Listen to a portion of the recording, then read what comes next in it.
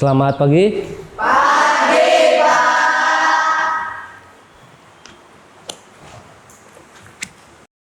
Sebelum kita memulai pelajaran pada pagi hari ini, silahkan satu orang terlebih dahulu memimpin doa.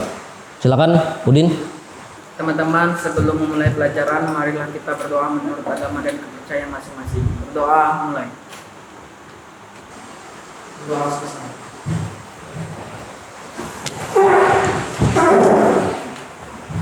Sebelumnya saya Wali, Assalamualaikum warahmatullahi wabarakatuh. Waalaikumsalam warahmatullahi wabarakatuh. Bagaimana kondisi kalian pada pagi hari ini? Baik, Pak. Masih semangat? Semangat. Coba saya mau lihat senyum semangatnya. Ya. Untuk hari ini, Bapak cek kehadiran dulu. Ada yang tidak hadir? Ada. Berapa orang? 3 orang. Siapa aja 3 orang itu? Rama, Widya, dan Nadia. Untuk Rama, apa keterangannya? Alfa. Untuk Widya? Sakit ya? Bener sakit ya? Nah ini nanti untuk temannya Widya atau yang mungkin satu kampung bisa dijenguk ya Widyanya ya. Karena menjenguk temannya sakit itu adalah sebuah kebaikan dan insya Allah dapat pahala. Kalau yang Monica kemana? Izin kemana? Acara keluarga ya. Ada suratnya? Ada. Ya kalau begitu nanti sekretaris atau ketua kelas tolong dilaporkan di presensi. Sebelum kita memasuki pelajaran, ini untuk memberikan sedikit semangat buat kalian ini. Motivasi ini datang dari sebuah pohon. Ada sebuah penelitian yang ini sangat mengejutkan sekali. Ternyata pohon yang hidup sendiri itu tidak lebih sehat daripada pohon yang hidup berdampingan seperti di hutan.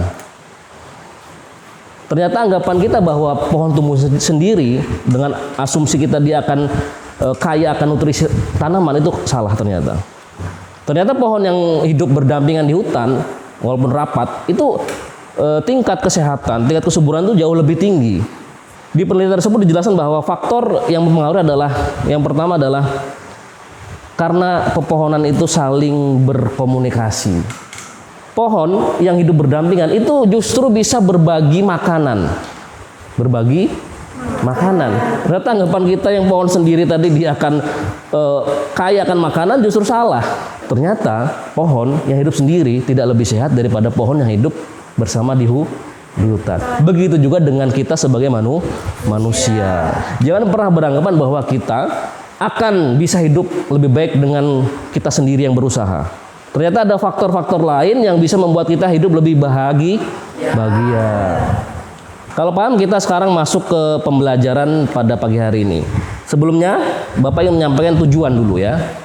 Tujuan pembelajaran kita pada pagi hari ini adalah bagaimana kita bisa mengenali informasi yang ada pada sebuah karya fiksi.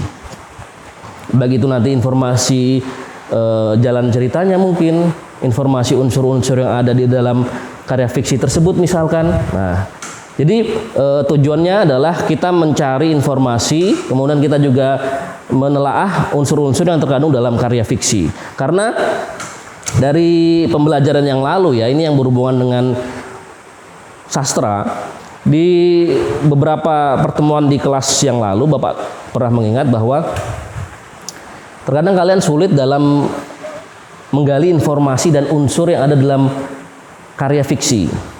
Dulu waktu kelas 1 kita telah belajar teks cerita fantasi. Nah, terkadang ketika kita membaca sebuah karya fiksi, kita itu tahu ceritanya aja, tapi kita tidak bisa menggali lebih jauh unsur-unsur apa aja yang terdapat dalam karya tersebut. Nah, ini terkadang kelemahan kita. Nah, diharapkan dalam pembelajaran ini, kalian akan lebih bisa menggali informasi dan unsur-unsur yang ada dalam sebuah karya fiksi. Kalau Bapak lihat ya, berkaca dari pengalaman yang sudah-sudah, baik dari penilaian sumatif, penilaian formatif maupun asesmen, kendala kalian dalam kesulitan menemukan informasi dan unsur karya fiksi itu adalah pada bagian literasinya. Kalian itu jarang atau enggan untuk membaca. Iya apa iya? Iya. Di sini apakah ada yang punya hobi membaca? Ada. Ada. Terkadang apa yang kalian baca? Novel. Komik juga bisa. Apalagi? Kalau webtoon itu kan termasuk novel ya? Nah, berarti ada juga di sini yang gemar membaca ya, hobi membaca. Kalau ceritanya ini, kalian sukanya yang ceritanya itu fakta atau rekayasa? Rekayasa. Untuk pembahasan kali ini adalah kita cerita fiksi, karya fiksi. Apa itu fiksi? Mungkin kalian nggak asing lagi dengan kata-kata fiksi. Tidak nyata. Apalagi? Selain tidak nyata? Karangan. Apa? Karangan penulis. Apalagi? Apa itu? Fiksi. Karya fiksi. Ada yang bilang tidak nyata, ada yang bilang karangan, ada yang bilang karangan penulis. Apa lagi? Rekaan. Ya, rekaan. Atau tidak benar-benar terjadi. Nah, dari jawaban kalian semua ini benar ya. Jadi fiksi itu adalah karya yang berupa rekaan saja. Hasil imajinasi penulis. Tidak benar-benar terjadi di kehidupannya nyata. Karya fiksi itu memiliki berbagai macam genre. Kayak lagu aja lah. Lagu kan ada genrenya banyak ya. Ada apa contohnya kalau lagu? Ada pop, jazz. Fabel ini adalah cerita imajinasi juga, cerita fiksi juga. Yang dia itu adalah di dalamnya itu menceritakan kehidupan hewan yang berperilaku seperti manusia. Kemudian yang selanjutnya yang keempat adalah cerita inspirasi.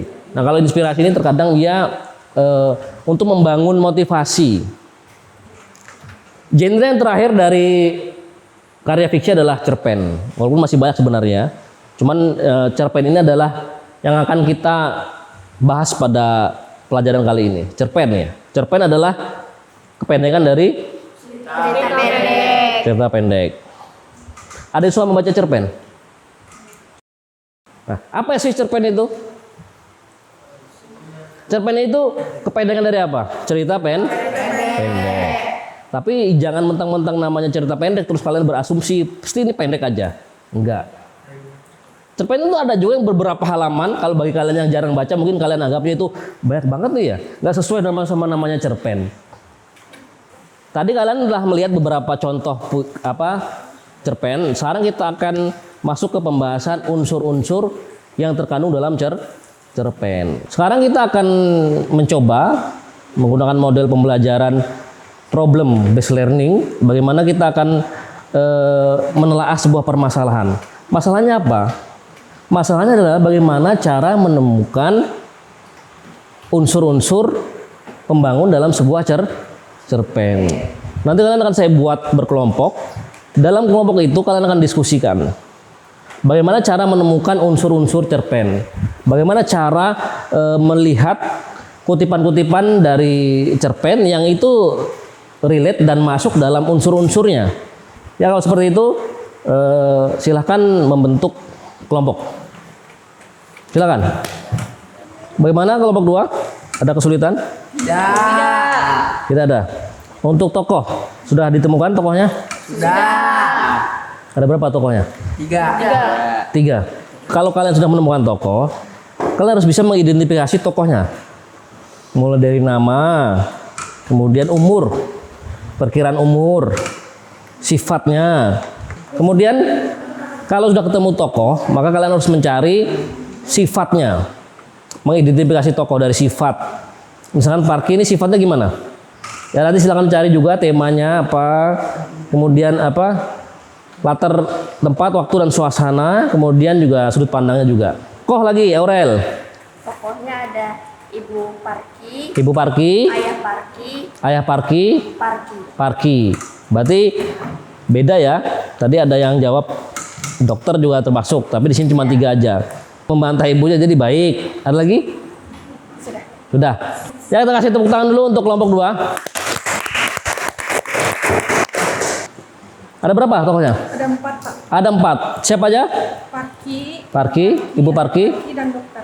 Ayah Parki dan dokter. Sifat dari pertama ya, dari Parki itu sendiri. Sifatnya gimana? Tidak suka ditekan. Baik dan ramah, ya jadi seperti itu ya. Kalau untuk temanya sendiri apa dari cerpen ini? Seorang ibu yang memaksa anaknya untuk makan telur setiap hari. Ada lagi? Mungkin pesan moralnya? Itu aja ya. Ya. Kita beri tepuk tangan dulu. Tadi kita telah bersama-sama melihat beberapa pemaparan dari teman kalian tentang penilaian unsur-unsur dari karya fiksi berupa cerpen, dan cerpen tersebut berjudul Parki dan Alergi Telur. Dari unsur-unsur tersebut, yang pertama dari tokoh aja. Tokoh itu sebenarnya ada berapa sih? Ada yang bilang 3, ada yang bilang 4 juga. Apakah dokter itu termasuk dari tokoh atau tidak? Termasuk. Ya, jawabannya benar-benar semua. Memang Parki ini secara keseluruhan yang paling menonjol adalah dia itu sebenarnya tidak mau dipaksa, karena dia itu mengeluh ya, ketika disuruh makan telur terus itu mengeluh. Kenapa kok makan telur terus? Padahal ada makanan yang lain misalkan. Kemudian amanat. Amanat apa yang bisa diambil dari cerita Parki dan Alergi Telur ini?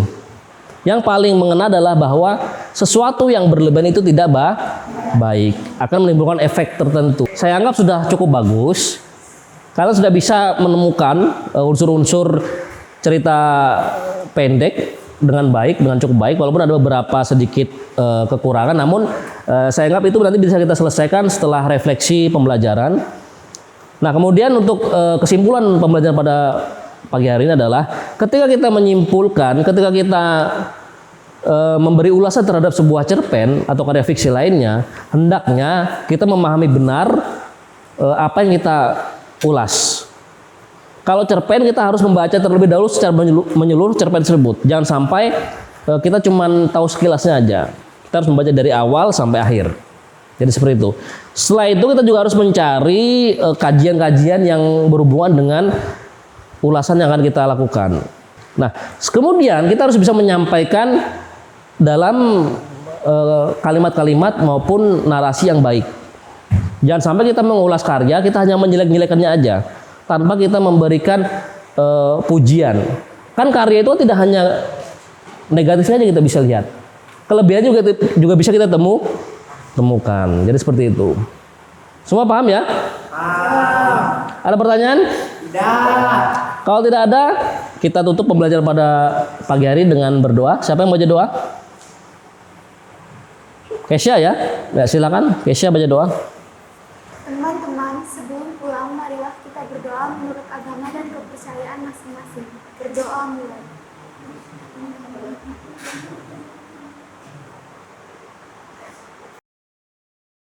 Berdoa selesai. Ya, terima kasih. Silakan pulang dan hati-hati di jalan.